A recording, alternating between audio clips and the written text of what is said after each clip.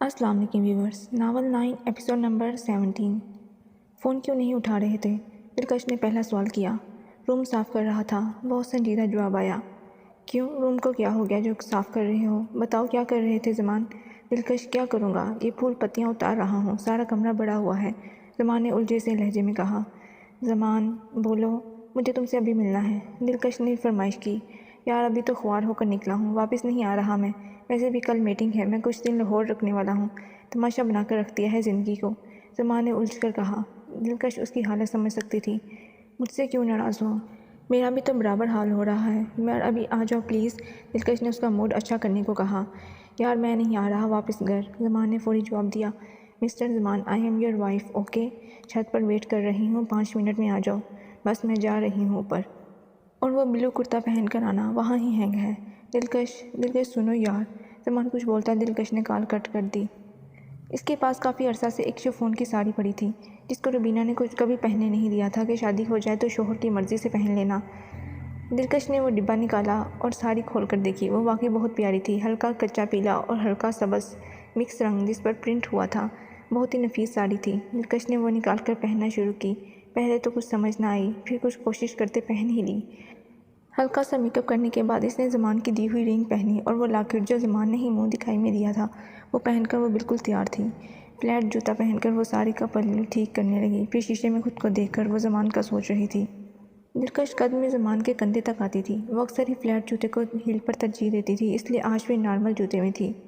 बाहर कुछ तैयारियाँ चल रही थीं। दिलकश ने दिल में शिकवा किया। अच्छा ख़ानदान है, ना सोता है ना किसी को मिलने देता है, बेचारा मेरा ज़मान। उफ़, अब क्या करूँ? बाहर गई तो सबने पकड़ लेना है। मामू अनायत, हाँ मामू से हेल्प लेती हूँ, वही इस जलाद फैमिली से बचाएंगे। मामू अनायत से हेल्प लेकर वो सबसे बचती बचाती ऊपर ज़मान के पास चली गई। नीचे से आती आवाज़ पर वो फौरी उठी, ज़मान से अलग हुई और सीढ़ियाँ उतरने लगी, पर सामने सभी खड़े थे। वो डर गई, एक तो अंधेरा भी था। दिलकश, अपनी जनाब को भी आवाज़ दो, उसको साथ लेकर आओ, हम अभी तुम लोगों की रुखसती कर रहे हैं, रबीना ने छेड़ कर कहा। ज़मान चलता सामने आ गया। शुक्र है चाची, आपने कोई अच्छी खबर दी, चलें जल्दी करें, नेक काम जितना जल्दी हो अच्छा है। ज़मान सीढ़ियाँ उतरता उसके बराबर आ गया, पर दिलकश को जमा हुआ देखकर वो इशारे से पूछने लगा। तब दिलकश अपनी साड़ी की तरफ इशारा किया। ज़मान ने पीछे से बराबर कवर करते हुए खुद उसके सामने आ गया। ज़मान, सारी फैमिली होगी, मैं अब चेंज कैसे करूं? दिलकश ने मासूमियत से कहा। कुछ नहीं होता, मैंने कवर कर दिया है, बस 5 मिनट की बात है, अभी हमने अपने रूम में होना है, फिर मैं हेल्प कर दूँगा, वो बड़े मज़े लेता हुआ बोला। तो दिलकश ने हल्का सा मुक्का उसके बाजू पर मारा। इतने में सब आ गए। चले यहाँ से मिलना शुरू करने चाची, ज़मान ने सबको लाइन में खड़ा देखकर कहा। दिलकश के साथ चलता हुआ वो सबसे मिला। सबको मिलने के बाद दिलकश भागकर अपने कमरे की तरफ चली गई। अपना कुछ सामान जो वो कल ही पैक कर चुकी थी और साथ चादर कंधे पर डालकर बाहर आई। वापस सबसे मिलकर वो ज़मान के संग मलिक शहजाद की लाई हुई गाड़ी में बैठे और सड़क क्रॉस करके गाड़ी 2 मिनट में मलिक शहजाद के घर दाखिल हो गई। तस्लीम घर पर उनका इंतज़ार कर रही थी। रात के 1 होने को थे। तस्लीम ने रस्म कल पर छोड़ दी और प्यार से दोनों को घर पहला कदम रखने दिया। मलिक शहजाद ने भी दिलकश को गले लगाकर माफ़ी मांग ली और तोहफे में सेट दिया। मलिक शहजाद अभी और बातें करना चाहता था, पर ज़मान की बार बार घड़ी पर पड़ती नज़र को देखकर समझ गया और उनको बेडरूम में जाने का कहकर खुद हंसता हुआ अपने कमरे की ओर बढ़ गया। ज़मान, अभी ताया अबू ने बात करनी थी। क्या है आपको? दिलकश ने उसकी उछल कूद देखकर पूछा। तुम्हारे ताया के पास बहुत वक्त है, सारा दिन है, करती रहना बातें। सुबह 10 बजे तुम्हारे शौहर ने चले जाना है काम पर। अब क्या मेरी हर रात ख़राब होगी? ज़मान ने मोहब्बत पाश लहजे में कहा और उसका हाथ थाम कर सीढ़ियाँ चलता अपने बेडरूम की तरफ आ गया। कमरे में भी पहला कदम दिलकश ने रखा था जो ज़ुल्फ़ान ने उसको अपनी बाहों में उठा लिया और ले जाकर बेड पर बिठा दिया। खुद कुछ तलाश करने लगा। ज़मान, क्या तलाश कर रहे हो?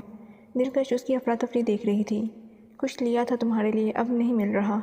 एक तो गुम हो जाता है सब कुछ। ज़मान ने बच्चों की तरह से शक्ल बनाई। दिलकश को हंसी आ गई। अच्छा, मुझे कुछ नहीं चाहिए सिवाय आपके, तो ये तलाश बंद करो और मेरे पास आओ, मुझे बहुत सारी बातें करनी है। चादर उतार कर दिलकश ने कुर्सी पर रख दी और ख़ुद अपनी साड़ी का वो पल्लू ठीक करने लगी। बस बातें? ज़मान ने हैरत से पूछा।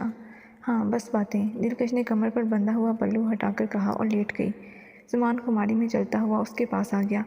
अभी उससे कुछ मीटर दूर था जब दिलकश ने उसको कॉलर से पकड़कर अपने करीब कर लिया और लाइट ऑफ कर दी।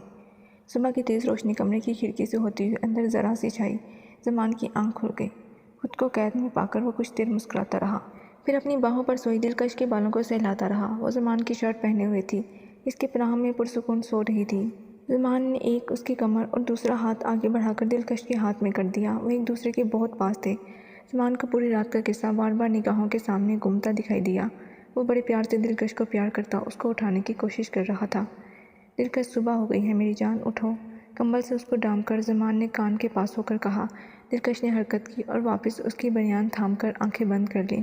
جان لیٹ ہو جاؤں گا، زمان نے درخواست کی۔ میں نے کہا تھا نا سوچ کر پاس آنا، پھر میں جانے نہیں دوں گی، اور آج ابھی بھی میرے ہو۔ دلکش اس کو چھوڑنے کو تیار ہی نہ تھی۔ اچھا جلدی آ جاؤں گا بیبی، اہم ہے نا، بس یوں گیا یوں آ گیا، زمان نے سمجھاتے ہوئے کہا۔ اس کی بات پر دلکش نے اب آنکھیں کھول کر زمان کو دیکھا اور پھر آنکھیں بند کر لیں۔ اب کیا ہوا؟ زمان نے ہنس کر پوچھا۔ مجھے پہلی بار تم سے شرم آ گئی ہے، دلکش نے ہولی سے کہا، پر زمان کی ہنسی چھوٹ گئی۔ پر کیوں دلکش؟ زمان نے اس کا ہاتھ چوم کر کہا۔ آپ کو نہیں پتہ؟ ویسے یہ کبھی آپ کبھی تم، کیا چکر ہے؟ زمان نے اس کو مزید بات کرتے پوچھا۔ تم تب کہتی ہو جب دوست بھی ہوتے ہو، اور آپ تب جب مجھے بہت پیار آئے تم پر، ہبی ہو تو اچھا لگتا ہے کہنا۔ اس کی گردن پر انگلیاں چلاتی دلکش نے وضاحت دی۔ آئی لو یو یار، مجھے کبھی احساس نہیں تھا مجھ سے اتنی محبت کرنے والا بھی کوئی ہوگا۔ سارا بچپن ہم نے لڑائی میں گزارا ہے۔ مجھے تم اچھی لگتی تھی، اور جب میرے چوٹ لگنے پر تم اتنا روئی تھی۔ زمان پرانی باتیں یاد کر رہا تھا۔ وہ اتنا گہرا زخم تھا، ابھی بھی نشان ہے۔ مجھے تو رات پتہ چلا، تم نے مجھے بتایا کیوں نہیں؟ دلکش نے شکوہ کیا تو زمان نے بات پکڑ لی۔ تمہیں کیسے پتہ چلا؟ زمان نے پوچھا۔ وہ رات تم نے شرٹ آف کی تو؟ دلکش کہتے ہوئے رک گئی، پھر واپس مکہ مار کر ہنس پڑی۔ زمان کیا ہے یار، نہیں کرو نا۔ اچھا نہیں کرتا تنگ، ابھی میں شاور لے لوں، مجھے جانا ہے نا بیبی، پر وعدہ جلدی آ جاؤں گا۔ اوکے، پر شام سے پہلے آ جانا پلیز، دلکش اٹھ کر کہا۔ ہاں آ جاؤں گا، اس کے گالوں پر پیار کر کے زمان بات کی طرف بڑھا۔ زمان باتھ روم سے باہر آئے تو دلکش بیڈ ٹھیک کر رہی تھی۔ زمان نے گیلا ٹاول وہاں ہی ہینگ کر دیا اور جا کر دلکش کو ہگ کر لیا۔ زمان بیبی مجھے بھی بھگا دیا، مجھے پتہ ہی نہیں تھا میری ون اینڈ اونلی وائف میری ٹی شرٹ میں اتنی کیوٹ لگے گی۔ دلکش کی گردن پر اپنے تر ہونٹ لگائے وہ پیار سے بولا۔ زمان میں بتا رہی ہوں، اب جانے نہیں دوں گی، اب باز آ جاؤ، دلکش نے تلملا کر کہا۔ اس کے بندھے ہوئے بال کھول کر زمان اس کو اٹھا کر اپنے کپڑوں پاس لے آیا۔ کیا پہنوں؟ میرے علاوہ کچھ نہیں، دلکش اس کو ویسے ہی پکڑ کر باتھ روم میں لے گئی۔